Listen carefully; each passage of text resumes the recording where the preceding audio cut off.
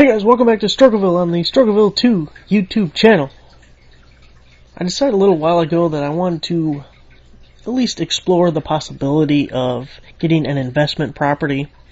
For the last few months I've been able to save up a little bit of money, and I considered opening up a index fund through Vanguard, but I feel like it would be more exciting, maybe more rewarding, maybe not, to own some investment property and rent it out and maybe make a little money. So that's the plan, and you're looking at a little breakdown of a building that I looked at about a week ago, and I pretty much ruled it out, but I thought, let's make a video and just talk about it. And I don't know about you, but sometimes just saying things out loud kind of brings me clarity, lets me kind of organize my thoughts. And of course, if you have any thoughts, I'm open to hear them.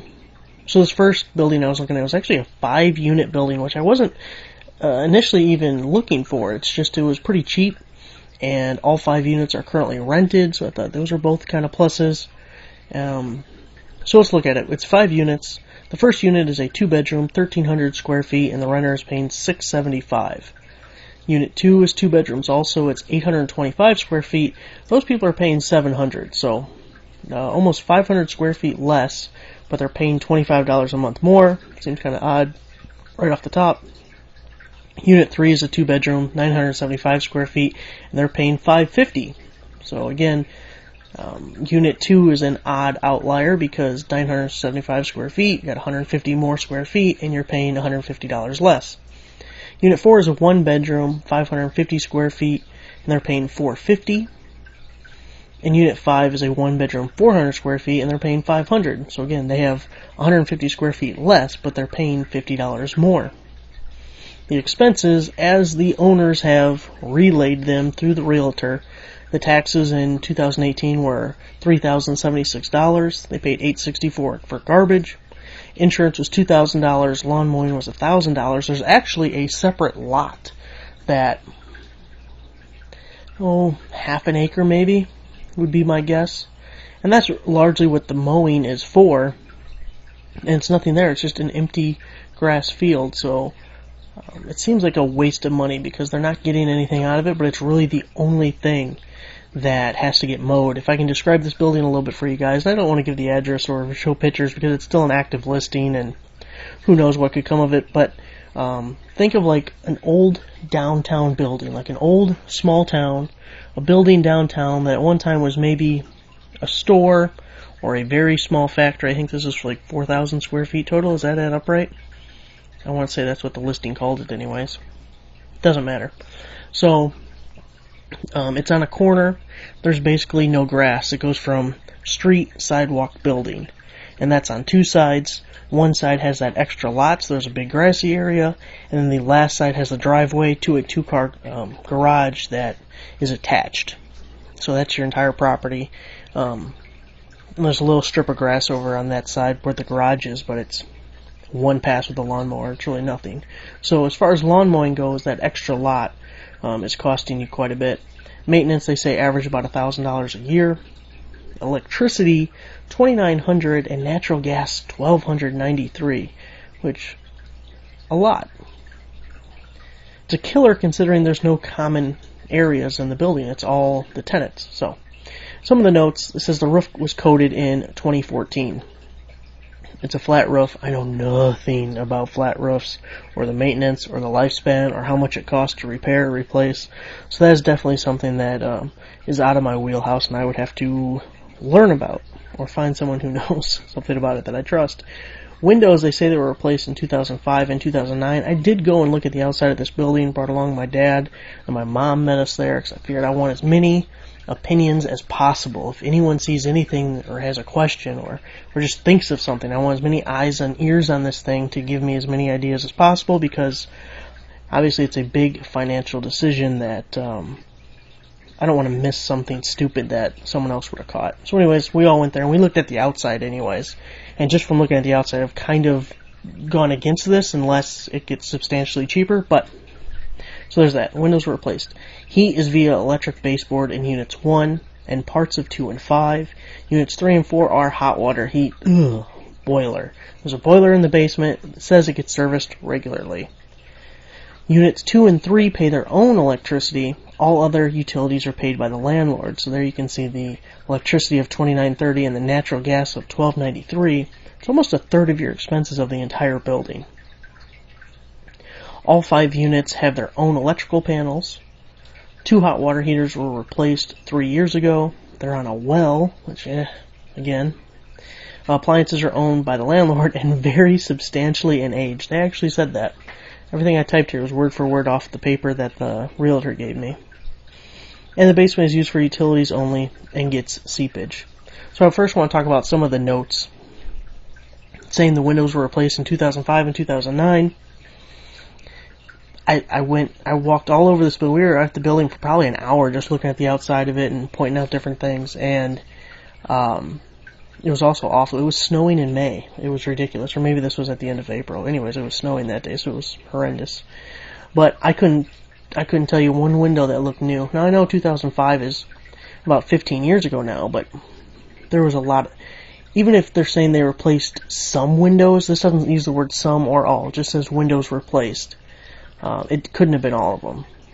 Some of them were just broken, and there was just plywood where there should have been a window. And other ones, you could see the sill was still there, but the glass was like... the building's not old enough to have, like, glazed windows. It's not super old. It's... Anyways, it reminds me of like a window where if the glazing had all come out and the glass fell out. It's almost what it looked like, but I don't think that was actually the case. Anyway, I don't know what's going on with the windows. Obviously, if I was more interested in the property, I'd have to ask what exactly do they mean. Which of these windows were replaced? The heat being the electric baseboard in some units and then the hot water. I hate the idea of the boiler. It just sounds like very expensive if something were to go wrong. And... It's weird how certain units, it seems very piecemealed, like hodgepodge put together. Like, why are some units only on electric baseboard, and then some of them are a mixture of both, and then some of them are only the boiler? It's very odd to me, and I went and actually talked to 2 of the tenants as I was there. They came outside. They were wondering what I was doing out there, which I guess if some random person is spending an hour outside your building walking around, I guess you could be curious as to why. And the first guy I talked to, he was extremely negative about the property, just basically saying it's a shithole. You don't want anything to do with this place. And he was kind of interesting, and I wonder if he had an agenda because he was so over the top negative about it. But I asked him, well, with this kind of heating, I guess you have some rooms that are hot, some rooms that are cold, and he goes, no, every room's fucking cold. And he said that the thermostat's in the basement, and the landlord sets it for the boiler, and then everyone has space heaters apparently, and you could see space heaters in the pictures. So, and then 2 and 3 pay their own electric. I'm guessing that means they also have their own meters, because otherwise how would they pay their electric without paying others? And it says the landlord pays all of the utilities, and all 5 units have their own electrical panel. I don't know why you would go through the process, or maybe this is how they originally designed to have all their own electrical panel, but why wouldn't you get them all their own meters? I feel like if I were to buy this place, the very first thing I would do is get everyone on their own meter, and as the leases come up, or however the process would work out, get everyone paying their own utility bills. And what I was afraid of when I saw this is that people just don't care. They're not paying the utility bills. They'll do whatever the hell they want. And that proved to be true because when we pulled up, it's snowing outside, and I bet half the windows in the building were open. I don't know why, but all I know is it's snowing outside, so it's definitely cold enough that that the heat is running in this building. All the windows are open. There was a side door that leads to a staircase that is one of the upstairs apartments, although I don't know which unit number it is. But that door was open the entire time we were there. And I feel like if they were paying their own utilities, their own heat bills, people wouldn't be doing things like that. So it leads me to wonder, why didn't they ever put or get meters for each individual apartment? And how expensive is that if the landlord now wasn't willing to do it? You figure they're paying almost $3,000 a year in electricity and $1,200 a year in natural gas. If you got rid of that boiler, gave everyone some kind of electric heat, and there's no air conditioning in the building at all. Electric heat, whether it be the baseboards, or like I have in the upstairs of my house, a Mitsubishi mini split system, which actually works really nice. But if you did something like that where everything is now electric, and then the tenants are paying for all of it, you could cut, a huge portion of your bills. And if you're paying $4,200 every year, give or take, it would pay for itself quickly unless there's something more to it than what I'm imagining. So that was kind of interesting. The 2 hot water heaters being replaced 3 years ago.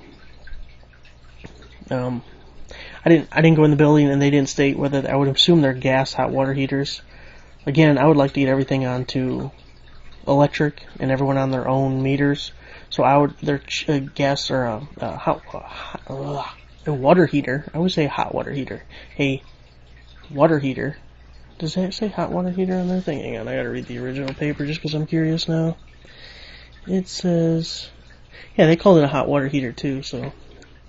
See, I'm not the only one. Okay, so the water heaters, initially my thinking would be put everyone on electric water heater, wire one to each unit, so everyone has their own. It's only a couple $100s for a damn electric water heater. And then you get rid of that natural gas bill, and if anyone runs out of hot water, they can only blame themselves because they all have their own damn thing, and it's wrapped into their electricity bill. I just feel like that'd be the better way to do it. Also, that way, if a water heater goes out, it's for that single apartment, and it's not all 5 units. And that also leads me to the well. One thing that scares me about that is that could be very expensive, depending what could possibly go wrong with it. But when it does go bad, everyone in the building loses water. And how long, can you really leave people without water? And I remember when I worked at the hotel, we would routinely have people where their landlord was paying for them to stay in the hotel because something happened at wherever they were renting, whatever property they were at. And, it's one thing if it's one person and you're paying for one room, but if you had to do that for 5 rooms, and maybe that's something insurance would pick up, but it just seems like it could get expensive very quickly. The appliances, the only thing I'm worried about that is vary in age substantially. As far as, or as long as the landlord is still paying the electricity, it can be really expensive when if you have some old appliances that are just complete energy hogs. It'd be nice to get things to more efficient models, but then again, if you get the electricity over to the renters, honestly, don't care too much if it's an energy hog. But the problem for me mainly is if you look at some of these rents, like Unit 4, he's paying, she, whatever, is paying $450 a month. The landlord's paying the utilities, so you're making practically nothing off this person.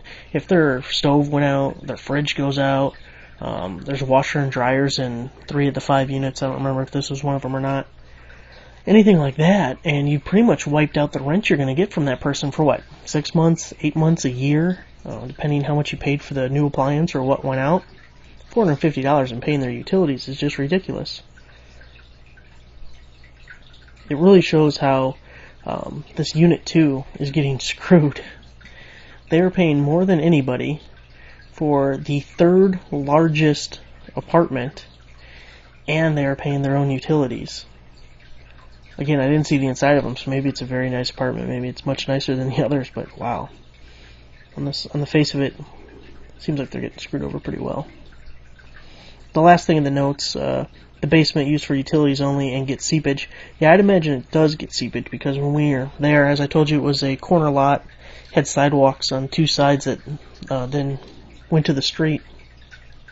And there was large sections of the sidewalk, like probably a majority of the sidewalk, where it was angled in towards the building, like the side closest to the building has collapsed in, and it's quite a bit.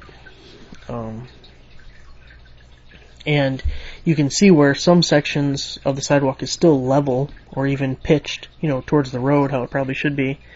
And then it like breaks in the concrete or seams, how the side towards the building has way just incredibly dipped towards the building. And I imagine that'd be part of their problem of why they're getting water in the basement, but I don't know enough about it to know what caused that sidewalk to sink in like that. or how much work it would cost to fix. I don't know if you jackhammer up the existing and put in new concrete, but still, what caused it to do that? And it makes me think it was like that for a very long time, because the side entrance, I told you that the door was open the whole time. That was a section of the sidewalk that was leaning in right at that door. However, the sidewalk came basically up to the door. It's hard to explain, but I feel like the door was put in after the sidewalk had already started leaning like that. But no matter what, there's no way that sidewalk should lean that way. All the water's going to collect right there. So it doesn't surprise me at all that there's seepage over there, but I feel like there's something that had to be done there.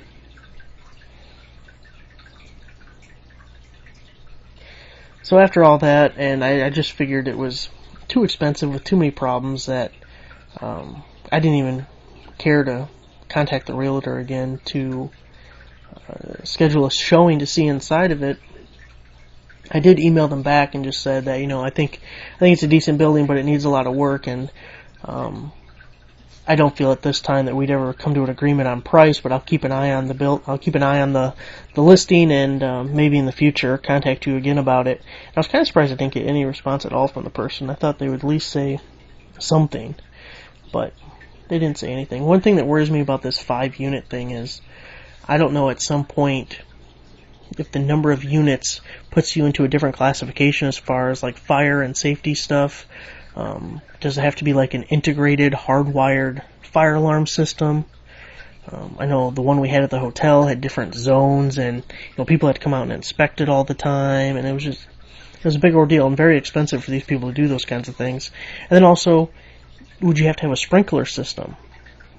My first initial thought would be no, but I do know that they're passing different laws regarding sprinklers and commercial buildings, and this is 5 units, and I saw one website, obviously, I'm just, some dumbass Googling things, but I saw when you get over 4 units, you have some different rules regarding fire safety stuff, so wasn't too sure about if that would be coming down the line and what the expense that would be. Also, it is an old enough building. Anything with lead paint or asbestos, if it was ever remediated or whatever, kind of concerns me again, only because it's a 5-unit building. I just feel like it's 5 times the hassle if somebody wants to be a pain in your ass. They didn't say anything about snow removal. I don't know if that's included in the lawn mowing. A lot of times it's the same person who would do both things, but that would be an added expense that they didn't mention.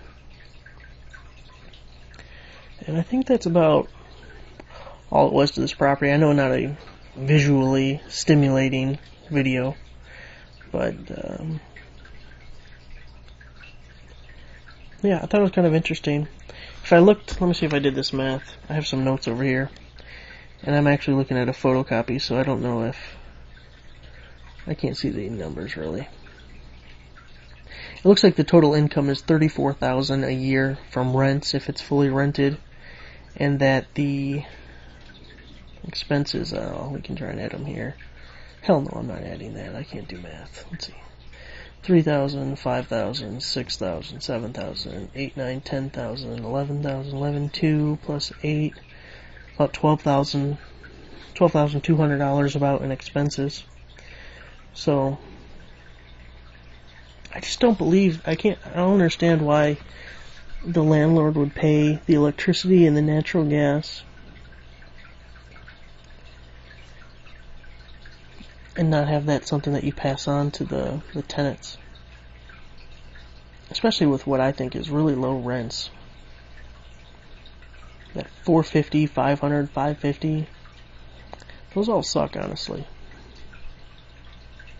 So anyway, that was my first property.